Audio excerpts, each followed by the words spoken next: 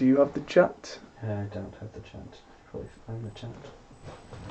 Ladies and gentlemen, we are live. If you're saying anything to us, we can't see it, but Liam is pulling up the chat presently. I'm on it. Anyway, you probably haven't said anything in chat yet because we've been live a grand total of 3 seconds. I bet someone has. I bet someone has as well. David will be in there. Yes, typical. Yeah. Anyway, while we load up the chat, this is a hot proposition.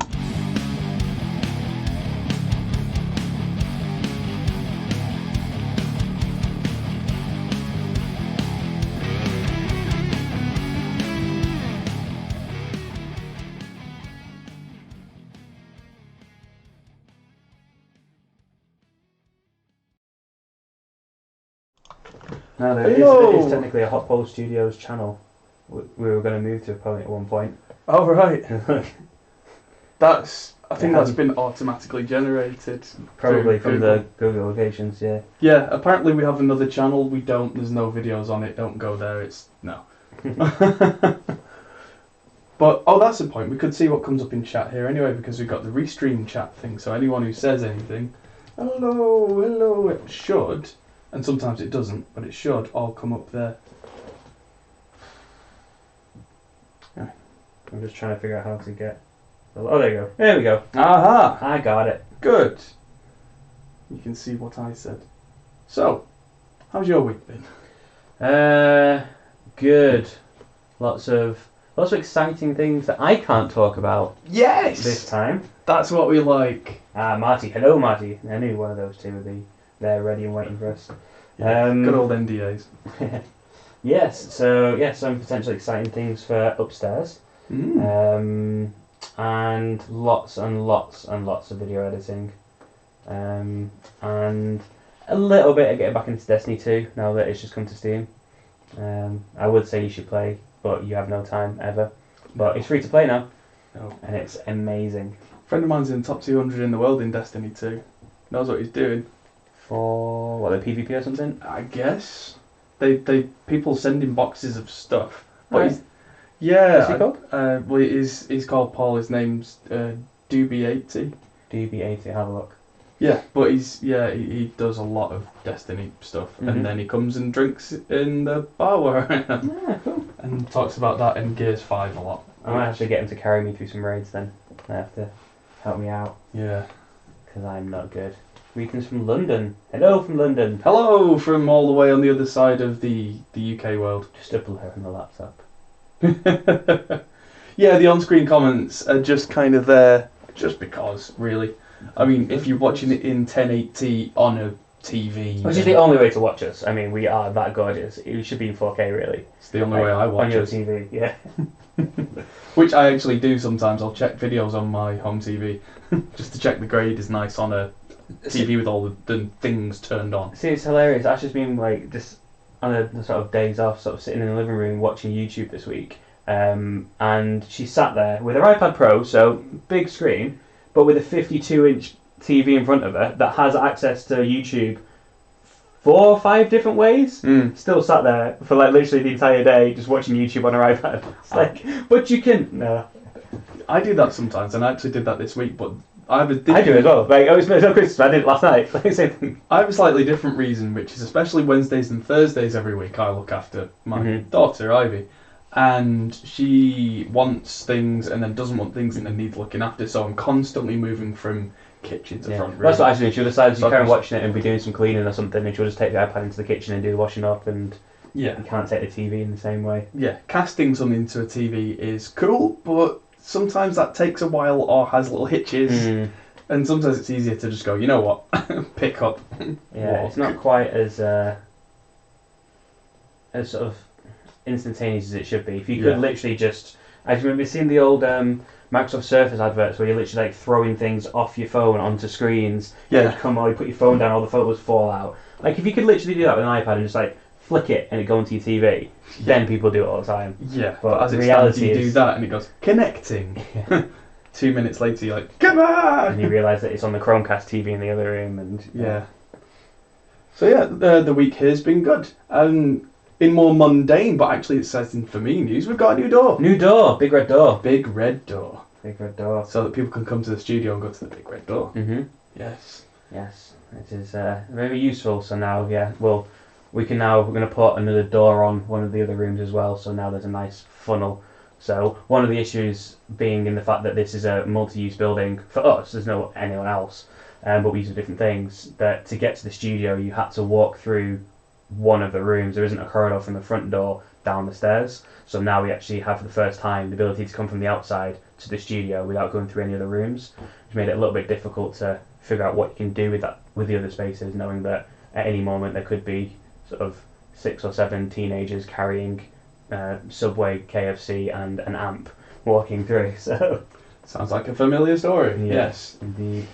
Talking of teens coming through with amps, we had a band called the Cavs in the studio on Sunday, and if I can make it work, I'll play that particular song later on stream because it sounds awesome. Cool. Very much a signature Manchester band, as it were. Yeah, I popped down just to try and find a USB hub, and I was in there. I was like, you can tell this band's from Manchester, and they've listened to a lot of Oasis growing up. There's no doubt about it.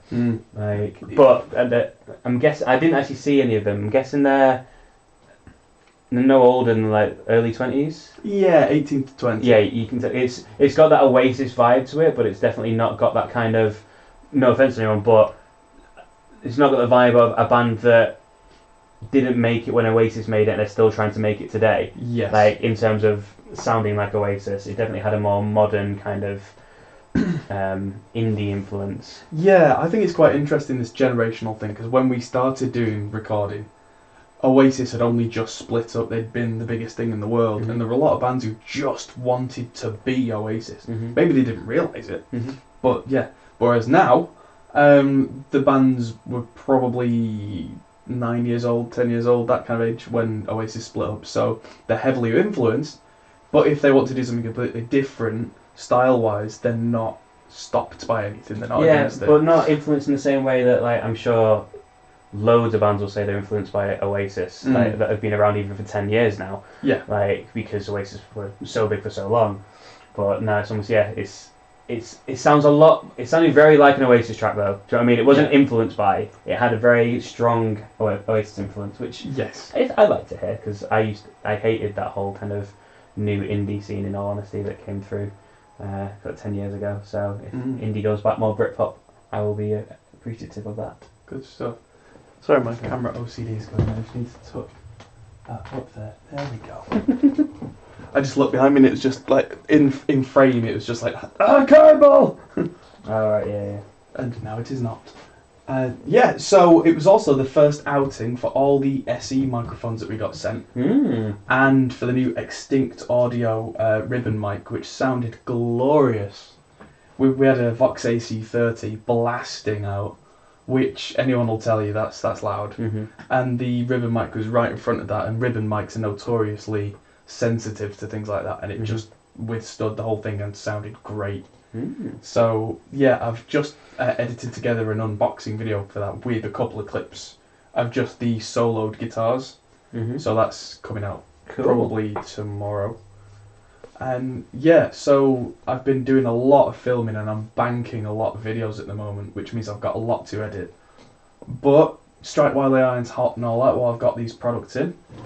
Have we done the Mac versus PC Mark II video yet?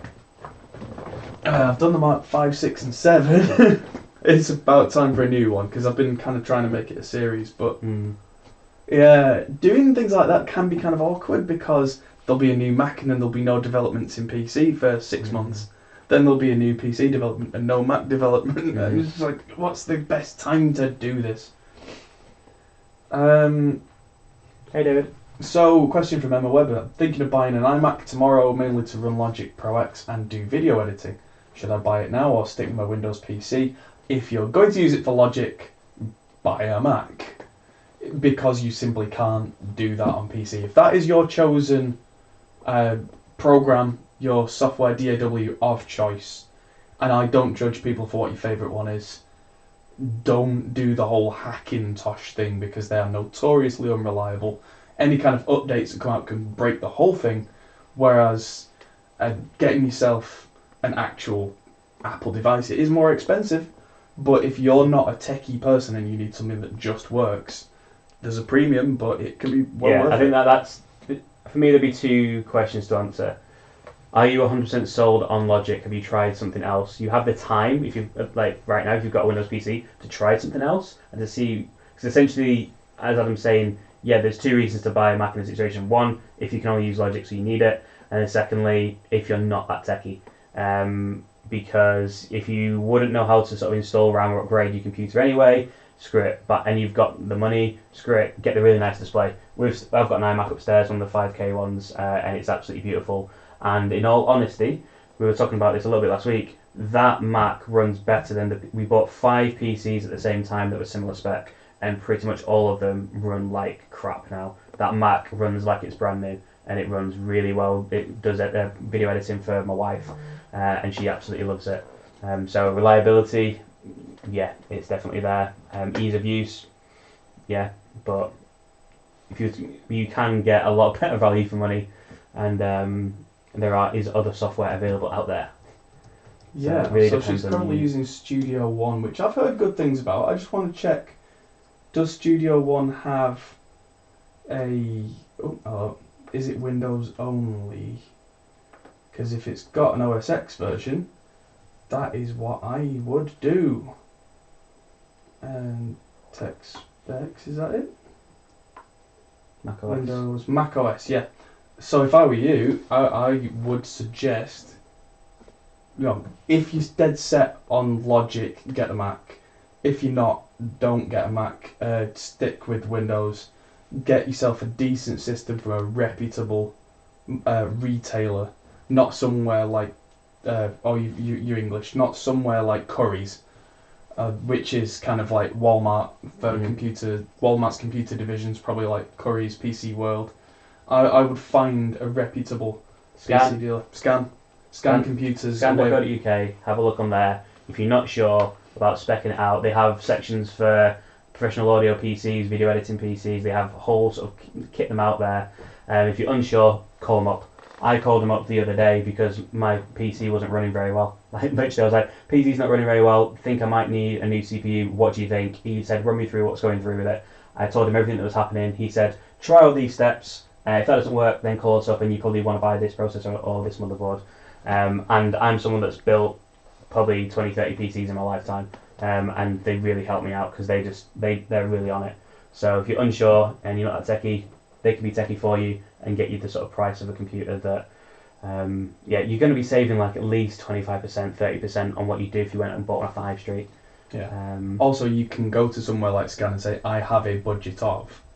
Yeah, and this is what I want to do.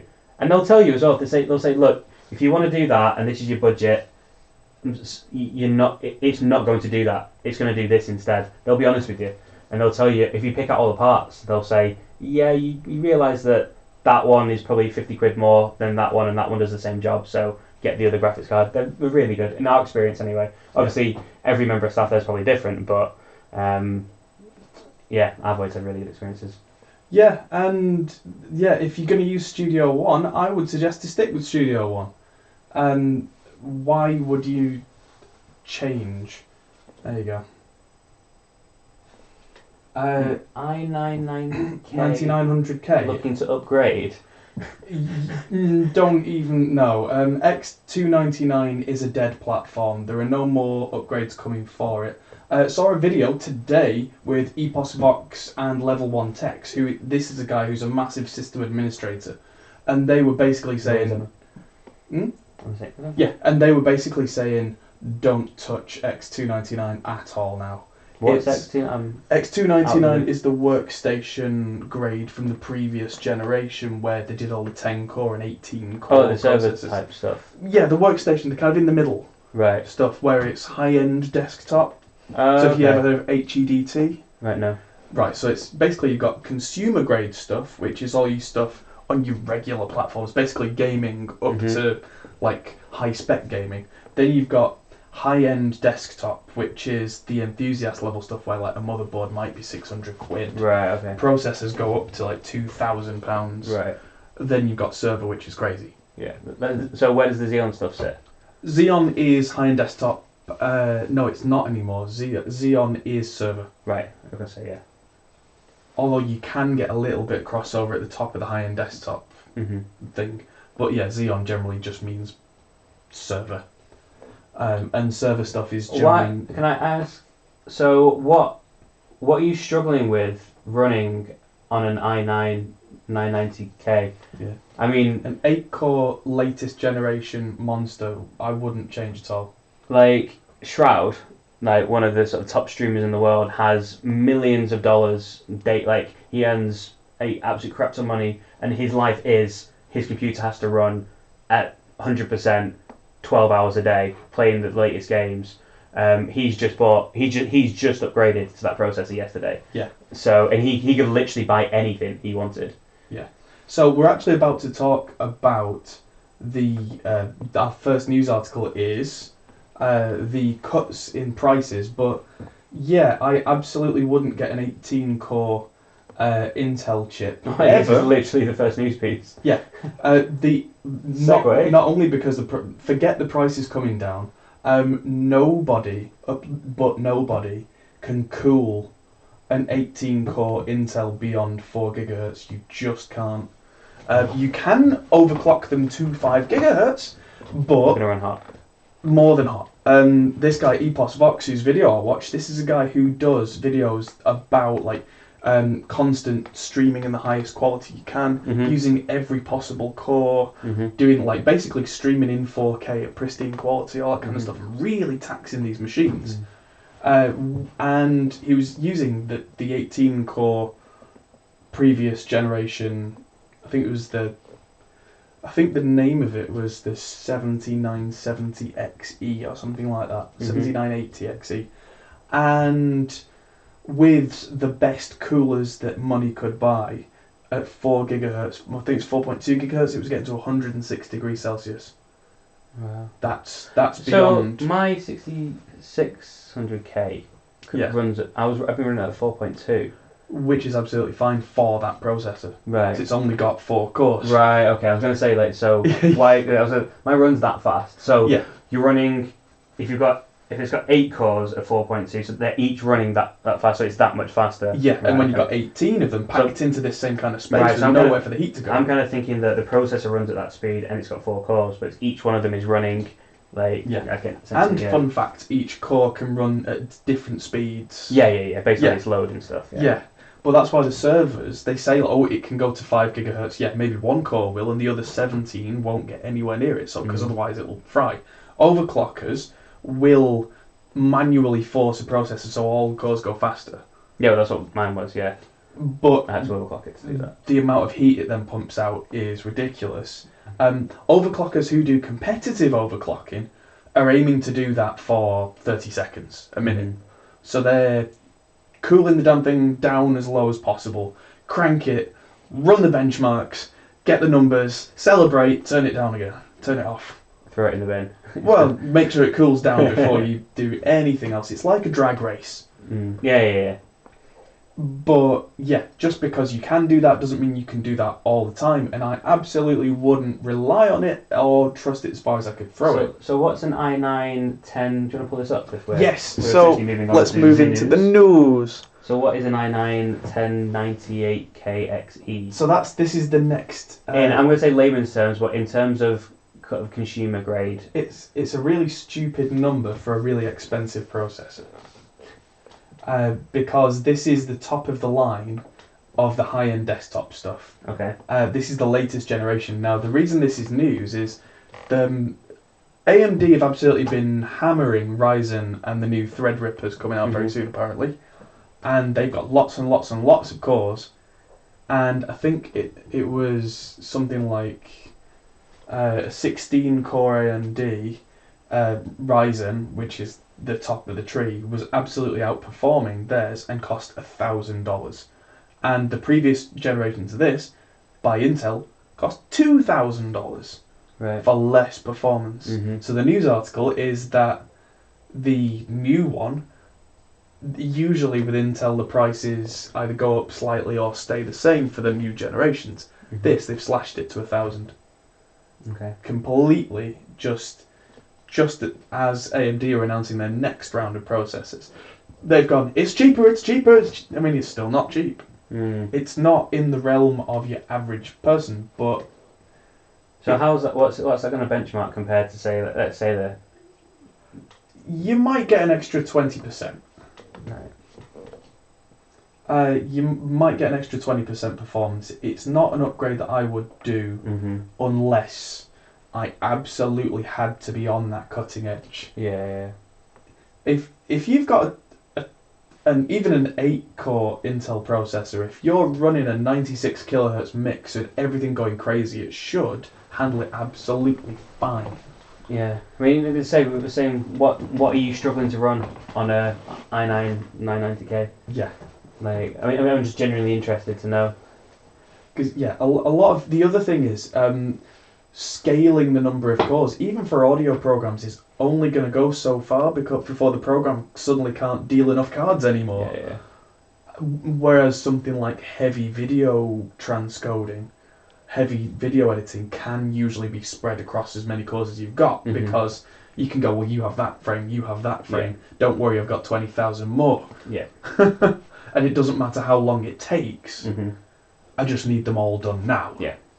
That's kind of how video transcoding works. It's like, yeah, okay, well, we've got all these heavy loads to do, but unless we want to start splitting up frames, it's easier if you have that one, you have that one. In audio, you can't really do that nearly as much. Clock speed still is king, because, I mean, even with an 8-core 9900K, that will be running fast without having a meltdown. And what you'll probably have is one master core, for you, whether it's Logic, Pro Tools, Reaper, whatever, and another 7 that get dealt the rest of the audio channels. So are processors fast enough to be able to handle different channels independently? Arguably, but... Like, can you have channels 1 to 8 dealt with one processor, so you've got a crap load of effects on it? And then 8 to 16 on another without having a massive latency, or are they not fast enough to be able to do that? Well, that's exactly how it always used to be. It's traditionally, I mean, processors had one core, and that one core had to deal with all the channels. But yeah, now like I'm on here, I'm using Reaper that's using 8 threads right now, and it does split all the channels. It does do, right? Yeah. So that's why it happens. But so I wasn't sure whether it would do some signaling, and I didn't know how exactly to break it up. But there's a catch. The catch with audio is you've got routing. You might have audio that goes into a group. Then that audio, when that's been processed, that group then goes to the master. Then the master's got to get processed. But because you're waiting on one and then waiting on another, it's a chain of events. You can't just split that out. You can only split it out so far on your individual channels before at some point it's all got to come back together, be combined, then have the master processing done on that master core I was talking about before that gets spat back out to the speakers. So because you're waiting on all the other processing, no matter how many channels you've got, you need the whole thing to hurry up. So with audio, which is where clock speed comes in. Yeah, so with audio, you're much better having, like, ideally you'd have a 10 gig single core, like dual or quad core maybe. Yeah. One to run Windows, one to deal with, like. Yeah, I mean ultimately, it's all gonna come down to that core being able to do that job. So if it can do everything faster. Yeah, and that's where Intel ruled the roost for a long time, because their whole thing about their having 1 or 2 cores that could turbo is that those would be the master cores that dealt with all that. And then the slower ones could just do the channels that they need to do, as long as they all got back in time for the faster one to sort out the audio and get it out of your interface. Not struggling, just thinking ahead for future proofing without having to buy another motherboard. Cool. Yeah, okay, yeah, but don't go to X299, it's not an upgrade. It's kind of a side grade. And I don't think you'll see a benefit from it. If you already have 8 cores, and despite the numbering system, you actually have a far newer processor design than the ones on X299, wait for the next generation to come out at the very least. If I were you and I was looking ahead, I would look further ahead. And if you're not struggling right now, definitely wait for the next HDT platforms to come out to decide which one would work for you if you need it. But I would say that chances are, especially the way that the Intel versus AMD thing's going, you're probably not going to need it, because by the time you get round to it, the consumer platform from Intel will probably have more cores available at the top end because of the way that AMD's gone with their core race, because their consumer platform, you can get a 16-core processor that will wipe the floor with you. So either go with Ryzen 9 on the affordable consumer thing, which absolutely kills it, or wait for Intel's response. Always a good tip with computer building, for audio, for video production, is try and hold off until the next upgrade comes, because otherwise you'll be midway through a cycle and you'll spend all this money and then something better will come along. Buying a car. There's a new model coming out. Wait for that and buy the old one. Or buy the old model for cheaper if value is what you're looking for. Yeah. The only thing, and this is massively anecdotal, but when I've had an Intel machine that's been all Intel, I've never had any real issues with it. The issues I've had with computers have all been AMD when it's been hardware. Like it's anecdotal. I'm sure there'll be someone in chat on the internet. Oh, I've only had issues with Intel. I'm sure you will. But just having had a PC of some form that has been essentially my main working thing for 30 years now, my Intel machines have always been solid as a rock until they've become outdated, and then the AMDs have often been awesome, and then just not lasted the tail of time in the same way. Yeah. But I don't know. Well, there's a reason for that actually that I only found recently, and that's that Intel processors, if you actually were to open the top of it, it's got thermal paste in it. Alright. And apparently the thermal paste is terrible inside them, which is it dries and cracks and doesn't do the thing anymore. Right. After a few years. Right. So at that point, the Intel processors then burn up and start to crash, and the AMD stuff's got better thermal paste in, even though it's technically a cheaper processor, which is why when it does burn out, boy, it burns out. But yeah, that's why a few years down the line, Intel processors do kind of. No, but I mean, sort of, it's just been outdated by the fact that there's something better, and it's just not going to keep up with what you're trying to do. Well, that's all. As opposed to it failing. Right. Okay. I can't think of an Intel computer that I've had that's really failed. Really, I can think of all my AMDs eventually. At some point soon, I'm probably going to do a video about that. Probably with the studio computer, maybe with this as well, with delidding and replacing thermal paste. Yeah, I still haven't done that on mine yet. What?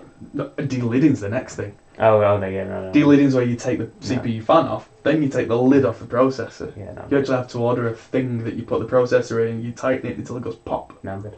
Yeah, it's a bit scary, but... I've had issues with my power supply this week. Oh. It's making a noise. So, I was saying I upgraded the BIOS and everything ran smoother. Yeah. It did, and then all of a sudden it started making a really loud whirring noise. So I pulled it apart again. I'd already hoovered the fan, took it out again, cleaned it all up, and then put it in. It was fine. Then it started whirring again, and now it's weird. It'll only make the noise. I've got a Super Spyware Destroyer, whatever it's called, Super Anti-Spyware. It's amazing, and I've got that set to run at 6 in the morning. Right. And I forgot to, for like 3 days, I still did it every time, forgot to tell it to go to sleep afterwards. So I'd wake up and my computer had been turned on. Yeah. When I woke in the morning, it was making a weird noise of whirring. When I turned it off, went and made a brew, came back on, and throughout the day it was fine. It would only make the noise if it woke up in the middle of the night. It's like a little screaming child that had woken up and was screaming at me. But it had been sat there idle, other than doing the scan. And it was whirring. It could be a guess then, if you've turned it off and it's turning itself on to do the scan, is that it? Yeah. Yeah, it's waking from sleep, yeah. The bearings in the fan might be starting to break. In which case, when they're cold, they do that. I've got an amp, an old Marshall AVT in there. If I turn that on from cold, it moves like a cow. Okay, yeah. And then when it's warm, it stops. Because the bearings in the fan start to crack. But when it's warm, they smooth over. The grease in there does the thing. Yeah. Makes sense. So it might just be that you need to give it a poke or... Yeah. Well, I've added up all the stuff I've got plugged into it now, and I really could do with it's a 450 And it could probably do with a 600 in there anyway, from what I've got running. So well, after the few years you've had it as well, it'll probably be more like a 380. Yeah, it's been running like non-stop as well, pretty much. Yeah, always on. Capacitors age over the years as well. That's something. Yeah, get a good power supply, people, and make sure that you replace it after some time. Because yes. Anyway. You're welcome to the advice. Yes. So yeah, apparently with the third generation of Threadlipper. Threadlippers. Threadlipper. That's a Threadlipper. Fred Lipper, my mate Fred, in his lips. It's going to absolutely. It's behind a paywall. Great. Well, not reading that article then, but it's worth it for a topic. But yeah, I saw that the top of the range Core i9 Extreme is half the price, which is still a lot more than I would be willing to pay. But considering that the top of the range Ryzen right now is way less than $1,000. 39, if you can get one. Apparently they're really, really, really hard to find. But they're 500 quid, £550 and that is something that would absolutely defeat anything. Oh, that's the 12 core, right?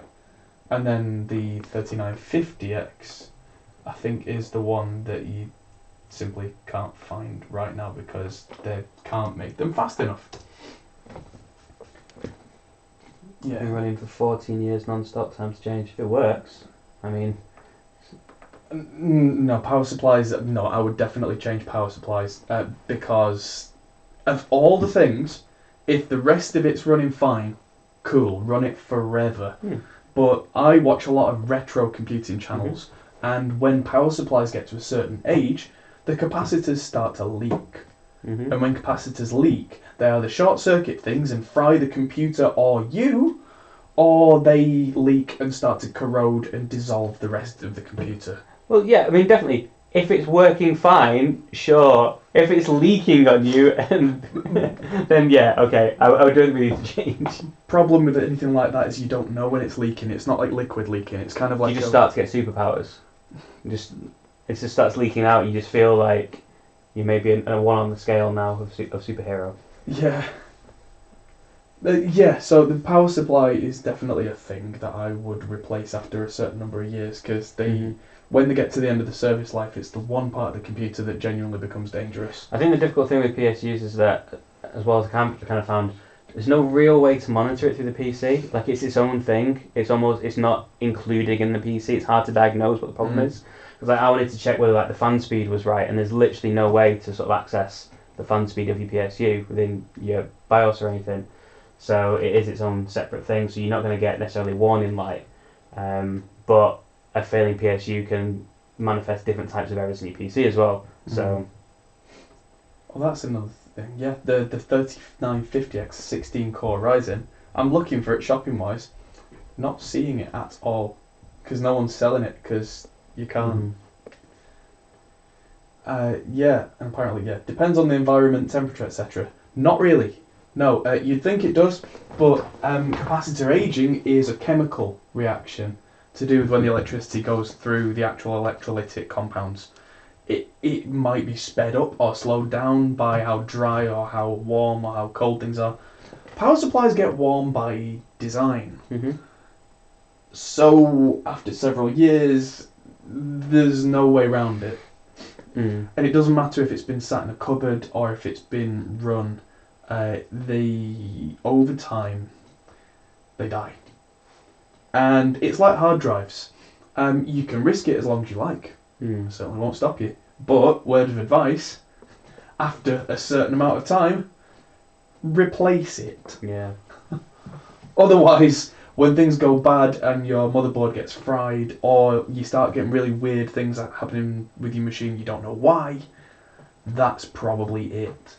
It's like, with anything, like, we've got hard drives in storage. I've been going through some of them, and it's devastating in that you just open up a folder and the hard drive's working absolutely fine. I'm using it daily to run programs on and stuff, but a couple of the old files in there, like old zip files and stuff, are just corrupt, just won't work. It's been sat there doing nothing, but just part of the tape or whatever is just eroded away a bit, because ultimately they're going to decay. It's not solid state. They have a a shelf life.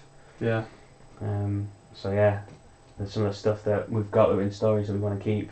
It's been like some of the stuff like 10 years.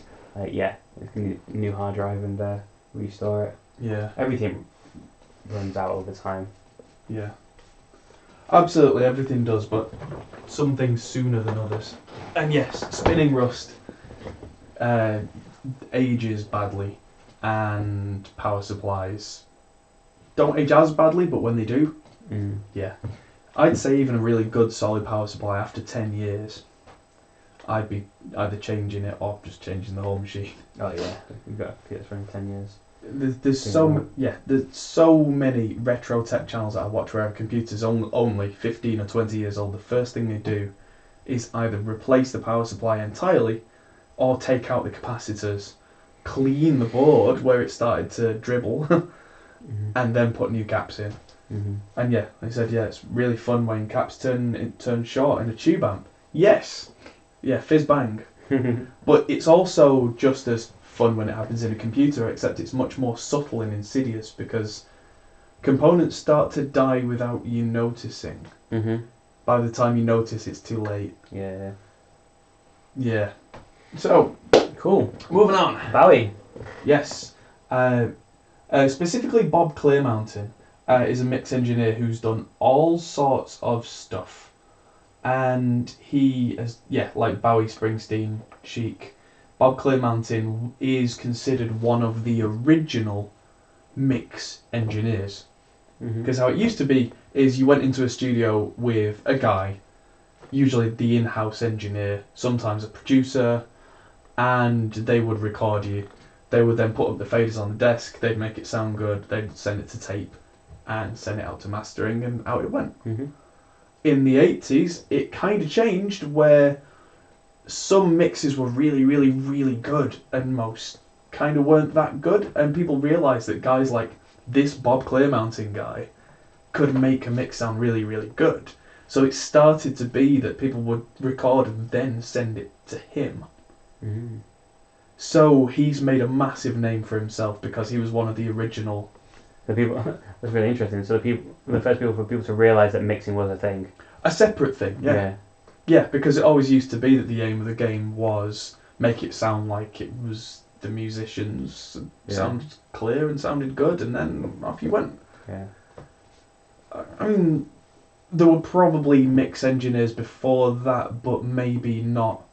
That's what they did. There were mix engineers who their job on that project, the same project, whatever, but it wasn't like you wouldn't have the conversation where you go, right, well, this is done, let's send it to Bob. It would just be, your in-house guy where you go, right, well, we're going for a coffee, you balance all the levels. Like, even for guys like the Beatles doing the crazy psychedelic stuff, the guys in lab coats weren't mixing engineers, they were just literal engineers in lab coats who just made it all work. Bob Clearmountain, apparently through Apogee, who make these really high quality audio interfaces, I didn't know that they did their own plugins, have made a plugin called Domain, which is, it looks like it's mostly reverbs and delays, but with some other stuff in, and it's got like pre-delay and reverb processing, which Bob Clearmountain would do. Because if you think about like a reverb, if you got a really bright reverb, which is something that Bob is quite well known for, if you had a vocal and you went like tss, the whole reverb would then suddenly set off like a firework. So he would do things like put a de-esser just before the reverb, not on the main vocals, so that the reverb sounded big but didn't go tss every time. That kind of thing. Apparently it's got his preset collection from his signature mixes, which I thought was really interesting. So it's not just, here's a thing that sounds like things I did. It's also, if I was to put this on, like Born in the USA, like, how big does Born in the USA as a song sound? That was Bob Clearmountain. And so you could literally stick this on the snare and go, okay, so it is. And yeah, I think that's pretty cool. I mean, it's not cheap. $350. Whoa. I don't... Download a demo. Might download a demo just for a laugh. But I can tell you now that's a lot of money for what is essentially a delay and reverb that the way that I work, I suppose definitely the level I have got to over the years, I work my own way. Mm-hmm. But if I was a bit more on the starting out kind of side and I was interested in how a guy like this would do it, it would be really interesting to be able to just go, I've got Bob Clay mounted on that channel now. How much are the Man of Steel presets for Reaper? I'll work on it. I am going to be making presets for a plugin for a company, actually. Not Ozone, that's another one. I've been working on a video for Ozone this week that's going out probably Monday. And yeah, no, there's a... Oh, come on, brain. Audified. Not Audient. Audified. Let's see. Audified have made a product. ToneSpot Electric Pro, that's the one. And I'll be making some presets for that after I've recorded some videos for these microphones that I'm doing over the next couple of days. I'll then have material to work on to make a video for this, and then actually make presets that'll be bundled with it. Cool. So yeah, woo! I like it. Yeah, I'll be famous. Maybe. If you buy this exact plugin and look in the preset menu. What are you going to call the preset? Well, I'm going to make a really bad one called Durr. There's probably going to be the word chunky in there somewhere, because I like using the word chunky with guitars. Or ratty or screamy. I don't know. That sounds like me. Chunky Steel.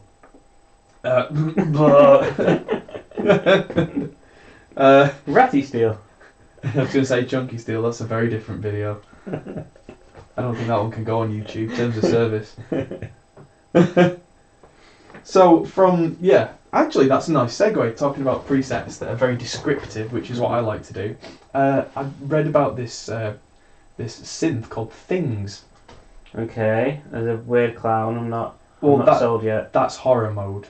Okay. But then there's rubber bands mode, crystal mode. The whole point behind this synth is it's made with loads of dials and stuff that have got non-techie names.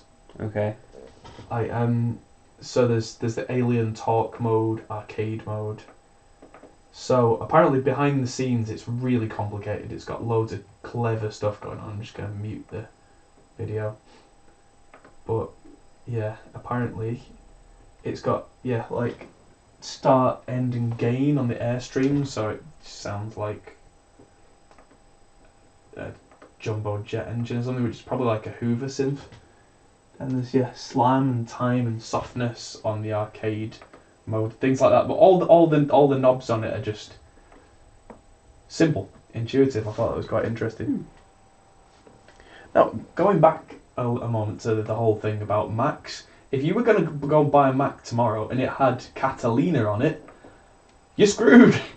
All the plugin developers are panicking and hate it, and I'm doing some mixes for a client at the moment, and one of the things that we talked about, because I had a Skype call just before this, was that one of his producer friends is a programmer for plugins. Mm-hmm.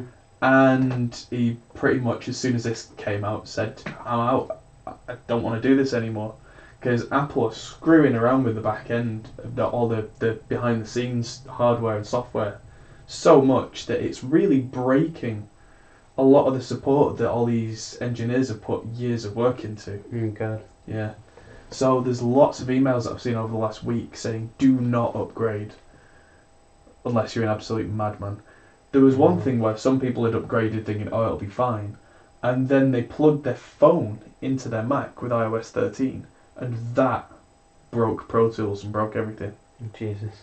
Because it's something to do with when you plugged in an iOS 13 device, it overwrote a driver with a new version of the driver. Right, okay. But then that then caused havoc, because it's something that, with all the early releases, think about it as a developer, you get OS X, Catalina, you try and make your stuff work with it, you get it working, great, release it. You don't know about this thing because you've not. Why would you plug a phone into your test computer? Mm-hmm. You usually have your test computer isolated from anything to make sure it works, so you would never have tested that.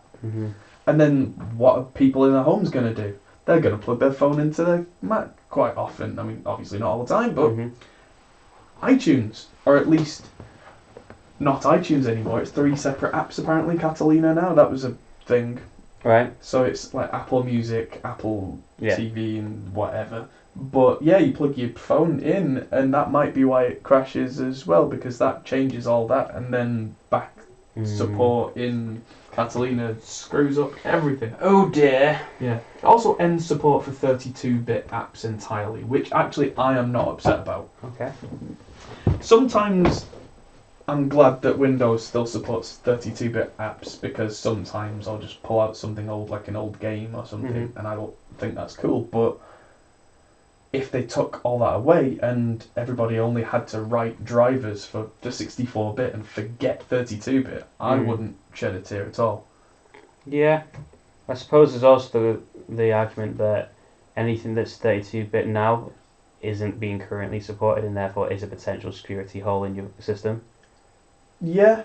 Well, especially in the audio world, a lot of developers are having to concurrently make a 32-bit and 64-bit version of everything and make sure that the compiler... Is any hardware 32-bit now? Hardware never really was 32-bit. That's the thing. It was always the software. Oh, yeah, of course. I mean, that's a good question. 64-bit processors? Well, yes, but... Yeah, I'm sure. Yeah, no... The Intel 3 was the first 64-bit processor. Athlon AMD 64 was the first. But around that time. Yeah. Which I had I had the quad core. It's upstairs still. Fair point. Yeah. Absolutely fair point. But sorry, that was me not even thinking that far back. If you've got a computer that's what I mean. You're talking about old software, yeah. If you've got a computer that's older than that. So 2003. Your time has gone. That's 16 years ago. Yeah. 16 years in computer years is like 1,000 years. No, not 2006, 2007. It was. Still double digits. This is end of uni, yeah. So, yeah, I mean, if you're still running 32-bit software, why? You really shouldn't be, because Windows and OS X moved to 64-bit almost entirely years ago. God only knows why Microsoft still supported 32-bit, because there's no reason for it anymore. Any hardware that came out in the last 10 years, which is practically all the hardware, has 64-bit drivers because Windows and OS X were 64-bit then anyway. So, apart from just sheer stubbornness, it should all just go away. That makes sense then. Yeah, I mean, yes, there's going to be like server farms in India that are still running on Windows XP, which is 32-bit. But if they carry on using the same software they're carrying on using... Well, there was a 64-bit of Windows XP, I'm sure there was. And it was terrible. It was absolutely awful. But that existed, but nobody adopted it, really. I had it. Yeah, but you were always an early adopter. Because I had the 64-bit processor, so... But in terms of actual widespread adoption... Vista and then Windows 7 of course, with a but then at the same point, Windows XP has carried on much longer, although that was that period. Like computers, like it was like 2 years ago, wasn't it, where they officially, finally, ultimately, completely stopped supporting XP again. Because all like the ATMs and stuff were all still being run on XP. Yeah. Not even like the new POS systems in the sort of self-service stuff. I remember last year, the year before, being in Asda, and it crashed, and that was running XP. But that's Windows XP embedded, which is slightly different in that it's got a very, very reduced operating system set, which makes them much more secure because there's a lot less. So the question would be, would that be 64-bit?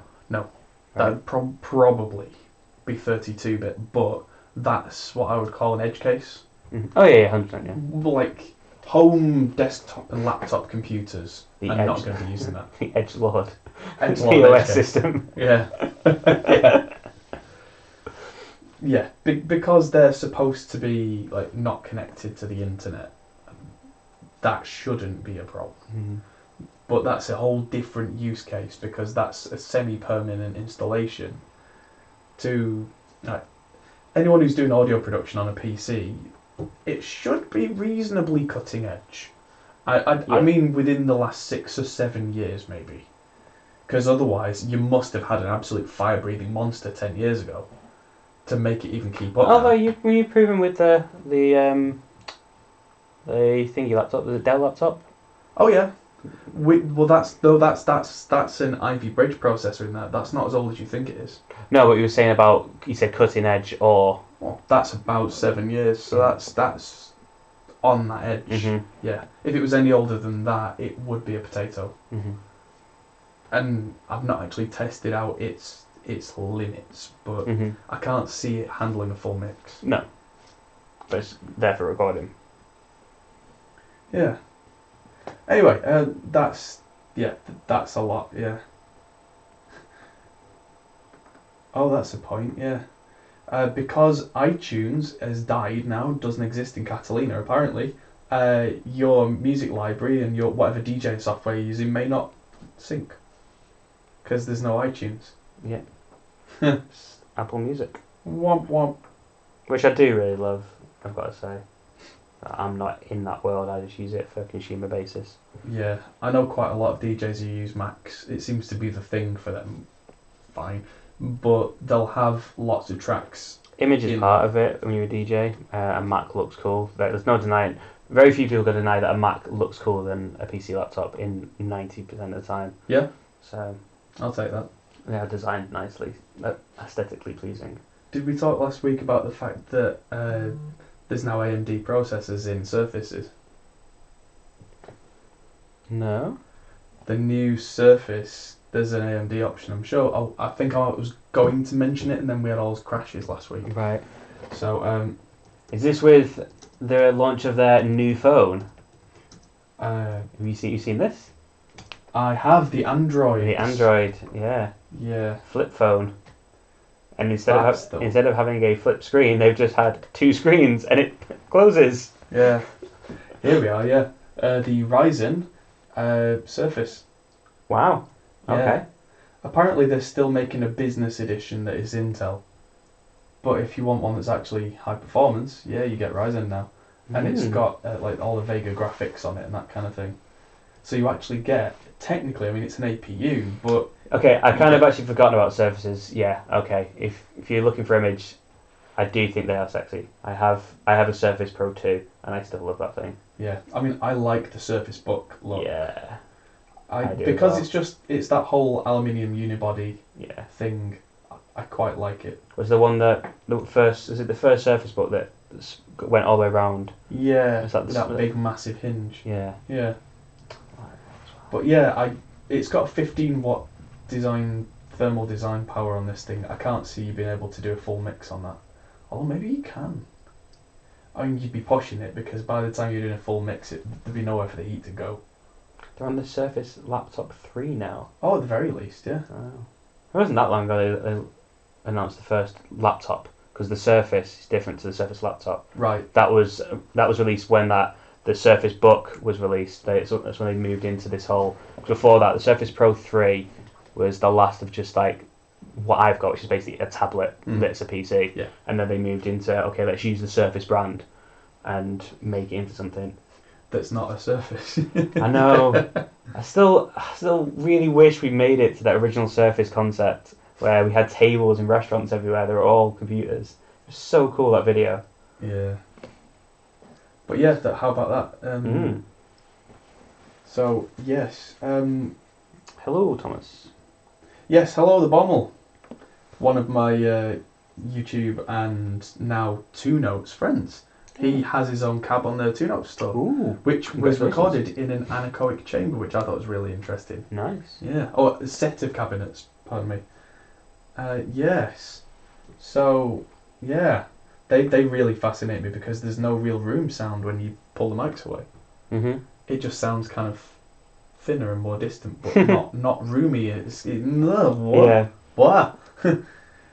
Yes, here's something that I thought was really interesting in terms of guitar news, that Fender Europe apparently have been trying to stop retailers from discounting their guitars, which is illegal.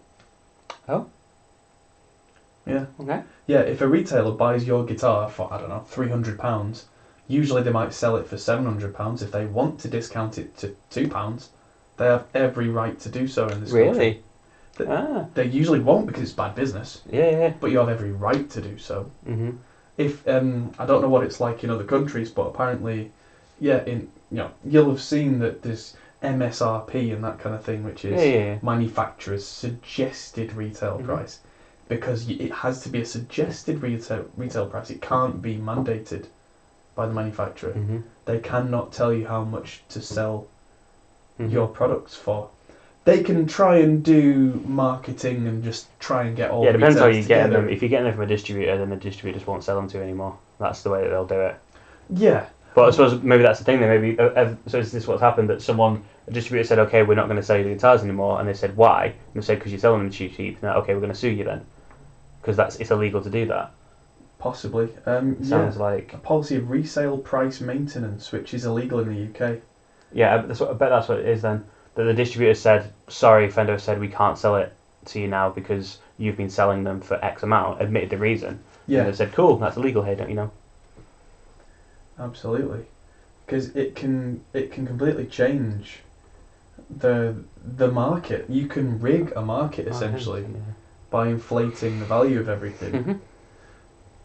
But yeah, I suppose it's perceived value.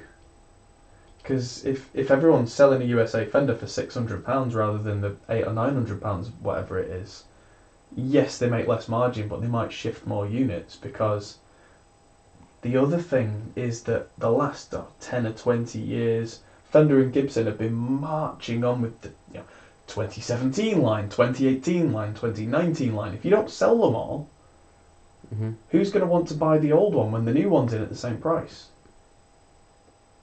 See, that's the first time I've ever thought about guitars that way, though. Like, I've never thought of, like, oh, you need the new guitar. No, me too.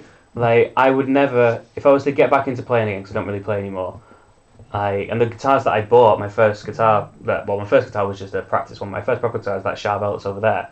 I didn't go in and said, what's new? I went in and said, like, what's good for, like, 300 quid. Yeah. And I went and played every guitar in the shop that was 300 quid. I didn't care how old it was. That guitar was made in the 80s. I bought it in 2000 or something. Yeah. A very nice guitar it is too. Charvel Model 4. Mm-hmm. Yeah. It was the last before they became Jackson Charvel. So it's technically a Jackson Charvel, but it was one of the last ones to still have just the Charvel name on it without Jackson. So that was probably made in Japan, which is where they all moved to, but it was of the first run before, like that. You buy that same guitar as a Jackson Charvel. But yeah. Maybe someone can tell me in the chat, are Charvel independent now? Because I know Jackson aren't. Jackson are owned by Fender. Okay. Yeah, I don't know what happened. I know the history of that one bit when I had of that guitar. That's all I know of them, really. I discovered that a little while back when Jackson started making the Periphery Misha Mansour signature, which is a very pretty guitar. Mm-hmm. And I found out that the reason they could ship them everywhere is because they were owned by Fender. Mm-hmm. So they just come in with the Fender shipment. Mm-hmm. But yeah, of all the guitar manufacturers, as far as I can tell, Fender, Gibson and Ibanez are the ones where the next year's line must come out, and it's not like the smaller companies where they'll bring out some new guitars. It's the whole range is new. The whole range gets stopped at the end of the year and the new range comes in, and the new range every year. It seems really, I don't know why, but for me it seems counterintuitive for guitars. It's like, if it ain't broke, don't fix it. It's a Strat. If you're changing this, like, I'm watching bands and play from like the 80s, 90s, whatever, playing a Strat. If you're saying that the Strat that I buy now is different to the one that was out last year and the one before that, well, I don't want any of them. I want that Strat. Like, it sounds great. Why are you changing it? What are you doing? Yeah. Like, create new models of guitar or something, but... This has been one of the big problems recently, is that it's finally catching up to Gibson and Fender. Because you had, like, sorry, but this is really, it's blown my mind on all this thing, because I didn't realise this was a thing. You had, like, the Mexican Strat, the American Strat, and then you had the Squier. They were, like, kind of the options that I, like, when I was first buying a guitar, I didn't think of it being, like, the next year's. It was, like, the location of where they were made, and, like, the quality of the materials that were made. Yep. and more every year. Especially recently, it's become the New Year's range. Wow.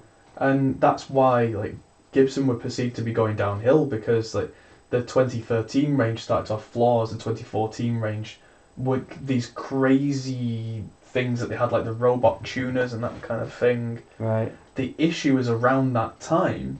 You hear about the robot tuners, the automatic tuners. Yeah, I know what they are, but I don't know what the issue was. Around that time, they said that all the guitars were going to have them in that year's range. Right. All of them. You couldn't not have them. Right. For that year. For our year. Right. So either you got an older Gibson or you got a new one and you took the tuners off. And then they changed it so that it was like the traditional ones didn't have it, but the high-spec modern ones did have these tuners that nobody wanted, which then meant that nobody wanted the high-spec guitars. Because why would you? Fender bought Charvel in 2002, apparently. Thank you, David Ross. Yeah, I suspected... They probably bought it with Jackson, because they merged, essentially, so... And yeah, then, they probably kind of kept they're the separate, brand because Jackson's the Jackson guitars now, aren't they? They're not Yes. Charvel Jacksons, yeah. No. And they've gone slightly different paths, actually. Yeah, Jackson do still more of the shreddy stuff, but Charvel do like really nice natural finish guitars and that kind of thing. Guthrie Govan, one of my favourite guitarists, plays a Charvel, and damn, he's good. But yeah, so that's derailed my thought of it. But yeah, Fender have been probably less on the thing of every year, but they're still definitely doing it. But you could probably look at 2014, 15, 16, 17, 18 American Fender in that price range, and they probably wouldn't be too different. You should buy one of each and try them all out. Yeah, someone donate that much to my Patreon and I'll do it. Yeah. Yeah, it's one of those things where the other thing is like they've been shuffling around the lines, like the American standard doesn't exist anymore, I think.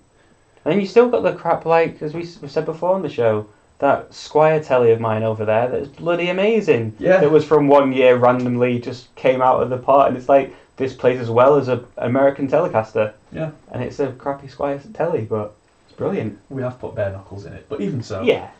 But like the guitar is well made. The guitar does sound nice. Yeah. Always did. That's why you decided to upgrade it. 'Cause you're like, this is a good one. Yeah, this one's worth doing. Yeah, absolutely.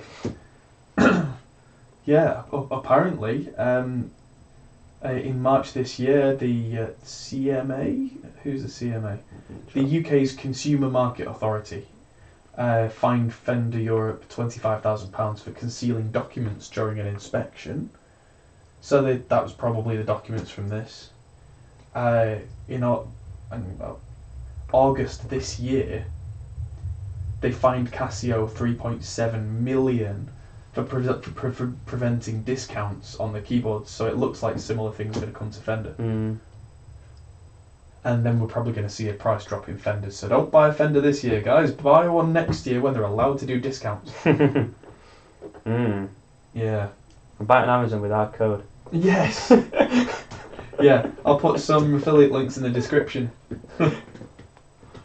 Talking of affiliate links and talking of Scan earlier, I applied to be an affiliate with Scan and they turned us down because apparently we don't fit with their brand alignment or something. All right. They have a pro audio division. We're a recording studio. I'll talk to you later about that. I might know why that is. Okay. Cool. Yeah. Yes. A thing. I just thought there was kind of a... Oh. Anyway, moving on. Manley Labs, who make very, very nice microphones. They make the Manley Reference cardioid, which is one of the cream of the crop. They are making a limited edition cardioid XXX that's white with red accents. It's the pop mic for the last 30 years. So yeah, it's that kind of super bright, super present pop sound just in a microphone. It looks pretty cool. Yeah. I like the housing and stuff. Yeah, interesting that they put it against Yeah, America! but it's like a black American flag. It's just the lighting. Yeah. But aren't they usually red, the lines? Yeah. I think it might just be the lighting. Or the editing on it. I don't know. But the actual mic's got red on it, so that's probably why they've done that for the contrast. But yeah, I thought that was particularly nice. and so that's going to be $3,000 or you can get one of the Slate ML1s, which I've heard rumours, and these are just rumours, that there's going to be a solid state mic pack coming out for in the near future, and that's about a third of the price. Yeah. And the very last thing is that it'll go away. If you're worried about having leaked passwords, okay, that's enough of those. Apparently Google are embedding their own leaked password checker into Chrome at the end of this year. That's cool. Yeah, so there are sites like haveibeenpwned.com where you can check your email addresses, check if they've been... Yeah, I use Dashlane as a password manager that's built into that as well. I'll get little pop-ups on my screen saying, your details have been found online. These passwords are not safe. That's sweet. So yeah, hopefully this will be a little bit more internet security from the layman, where just normal people will be told by Chrome, oh, by the way, change the day that your they put that in, though, it's going to be... the news are going to have a field day, because everyone in the world, pretty much, is going to get an email saying you've been hacked. Because if you've ever had an Adobe account, ever, you're on that list. Because that was one of the biggest ones ever, like the Adobe IDs. So if you've got an account with Adobe from... when did it happen? It was like 8 years ago, I think. So, I know all the banter emails are on that list for it. You're going to get an email saying, yeah, your email and passwords were leaked 8 years ago. What's the other big one? There's another big one. I can't remember what it is now. But yeah, that's going to be interesting. And you know for a fact that the media that day are just going to take the top headline of it, which is millions of people revealed to be hacked, and run with that for a day until it gets boring. Yeah, and everyone in the tech world goes, by the way, this has been going on for years. Yeah, that list is pretty public. It's pretty well known. Yeah. Oh dear. I just thought that was an interesting, and finally that it's like, it's cool. Yeah, the public are suddenly going to be awoken. Woke public. Yeah. So it's going to ship from October 22nd as part of Chrome, but I don't know if it's going to be they're kind of on by default. Cool. Yes. I say it was the scariest thing in the world when I finally deleted my passwords out of Chrome recently. Terrifying. Oh, I never store passwords anywhere, which means that I've got a head full of numbers and digits. It's confusing as hell. Oh no. I mean, it's not possible. It means that you must be using a similar password on more than one thing. You can't be using unique passwords on everything as a result. And that's what I've tried to move towards now. Is not having a master password that I use for everything. Having one for shit that I don't care about. Because if you hack my... I can't even think of something that's unimportant, but something that's very unimportant. Your League of Legends account. Yeah, my League of Legends account. I do have a League of Legends account. I've played it twice. It is awful. No offense to anyone that likes League of Legends. It's just, the inferior of the games. Yes, quite. And that is the end of the news for this week. The news! Obviously no good for proper audio studio work. Oh, Rode USB. Rode USBs are absolutely fine for video voiceover. They do have quite a high noise floor, relatively speaking. But if they do what you need them to do, use what you've got to do what you need. The only reasons I ever upgraded the microphones I have is because I started to get to the kind of levels where I was noticing things. And then noticing things and then getting all OCD and going, well, that could be better, that could be better. It sends you down a dark path. It's like being a guitar collector where you're like, this is fine, but... But if it does exactly what you need, cool. Question time, says a viewer. I have a couple. Well, fire away before we go. Go for it. Yes. And I've got 3 videos I want to film this evening, but I'm going to be here all night, so it's fine. I'm going to be filming the Reaper 9 and 10 videos this evening, as well as an updated version of the Ozone mastering tutorial, which includes Ozone 9. What type of headphones do you guys use for referencing, tracking, and casual listening? You go first. Casual listening. Gaming, HyperX Cloud something. Is it HyperX Cloud X? I think it is. Cloud. Alpha. Red. Where was? Yeah, those. That's what I use for gaming and sort of comms like Discord. They're amazing. They're just super solid. I've been through Razer, Turtle Beach. My Sennheiser ones were great in terms of the gaming that I've done, and then other sort of cheap brands. And those are just, you can't break them. They're super rugged. They're really sturdy. And any of the HyperX range in general, they're not super sexy to look at or anything, but they just do the job. Things sound brilliant, and the mics on them are absolutely fantastic. You sound really super clear. I had Razer Krakens that are like some of the top end Razers. Just the right hand speaker just stopped working after a year. Like just one day, it's like, no, I'm not going to work. I had like 4 pairs of Turtle Beach headphones that all just fell apart and stopped working. Yeah, they did. Like, they're just terrible headphones. But in terms of quality, those Sennheiser HD 450s, are they? Yours are 600s. 600s. They're still my favourite headphones. I need to get new cables for them because everything just sounds beautiful on them. Yes. But if you want headphones with a mic in, like, I hugely recommend them. You can probably buy them on Amazon through an affiliate link that may be at the bottom of the video afterwards. Maybe, yeah. I mean, the other option is to use something like HD 600s and get the new Mod Mic wireless. Yeah, if I get another, if I get a better cable for them again, we get them set up. If it is just a cable, then yeah, I'll get a mic and I'll use them again. It's nice being able to hear my wife shout me because they're open back and then obviously closed back, so I don't hear a thing when I've got them on. I've just ordered another new cable for my 650s because the other one fell apart, so I'm going with a different maker. But yeah, they're still the best headphones. The top end's a little soft for what I'm used to now compared to the studio monitors, but I just adapt to that. I use SonarWorks when I'm mixing, using them. Casual listening, I use them as well, but without SonarWorks.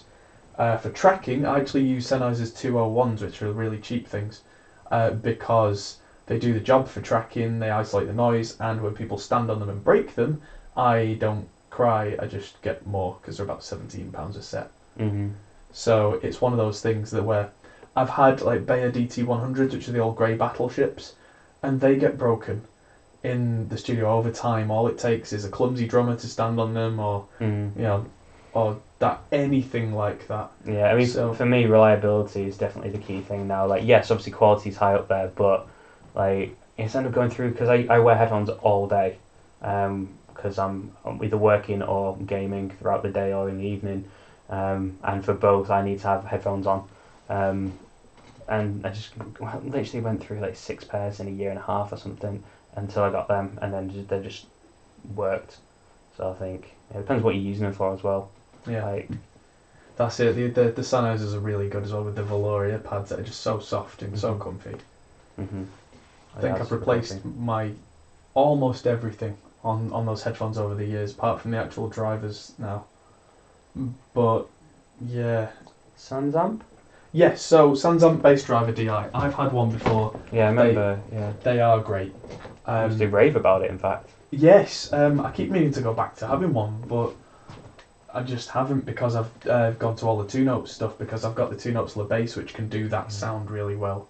Yeah, you wouldn't use anything but. It was like the holy grail of your rig. That was before the Dark Glass B7K and the 2-notes La Bass existed, but yes, up until that point, that was my sound. It's what Geddy Lee from Rush uses, because it's got that kind of grindy sound, but without being overly fluffy distortion woofiness. But if you back the gain off, you get a really nice thick amp tone. So I mean, I really, really often would run one of those, not instead of an amp, but I would run it into an amp. Have a really clean bass amp just to give me that realism and fatness, and actually get the bass driver to do its thing into it. So I always thought they were great. And top 3 studio monitors around 600 a pair. Don't know.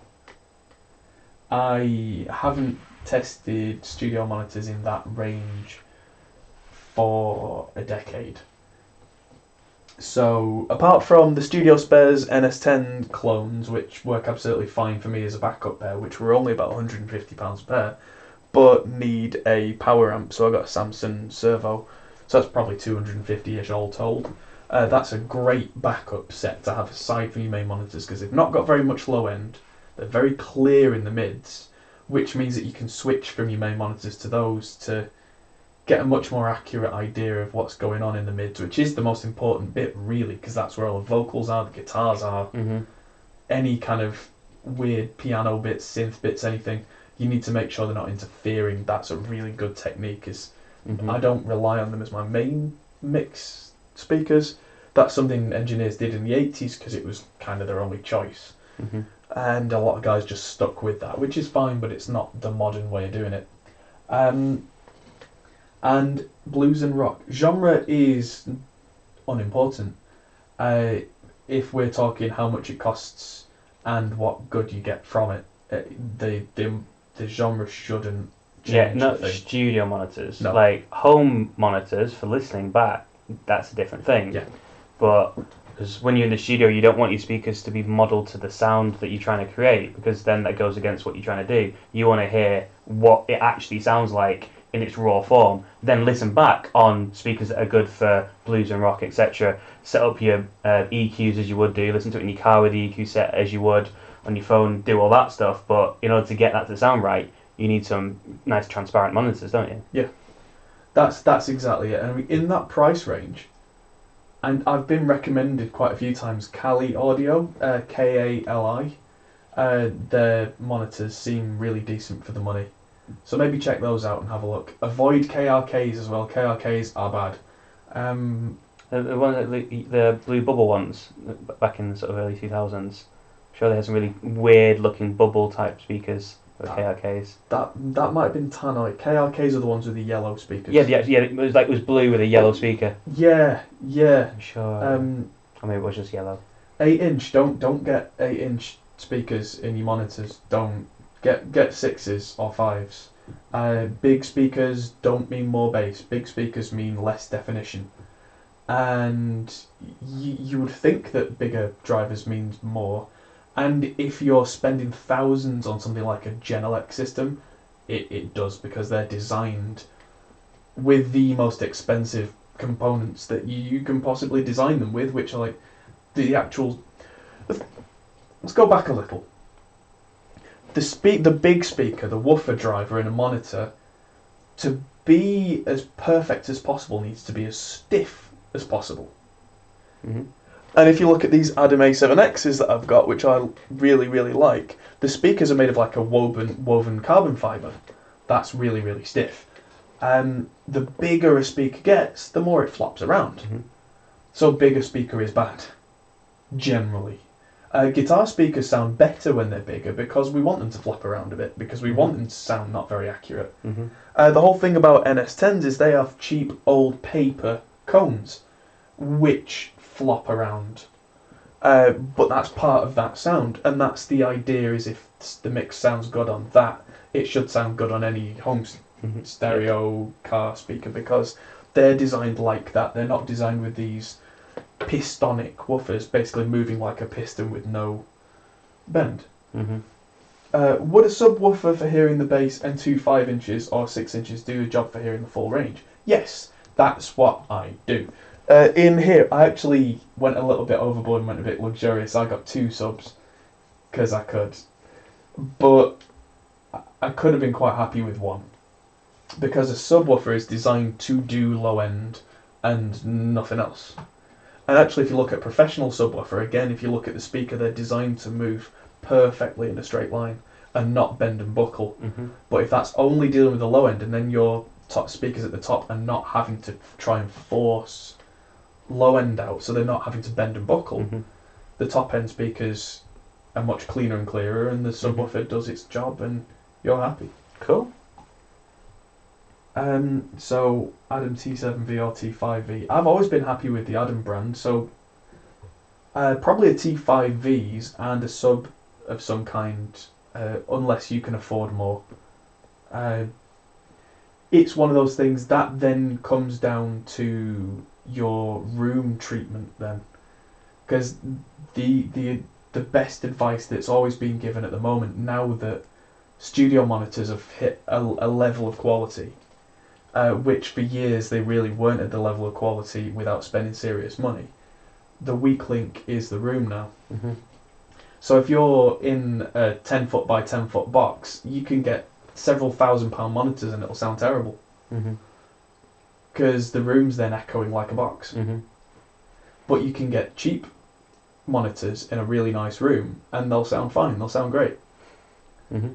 Because you're not fighting anything else. And it really should be in anything above maybe a $500 range, maybe a $1,000 range if we're getting really technical. They all sound very similar, the speakers, and it's the environment around you that you should be fighting. Mm-hmm. Yeah. I think that's probably about time for calling it today. Yeah, we are. Yes. Overtime as per usual. Gone 9. Yes.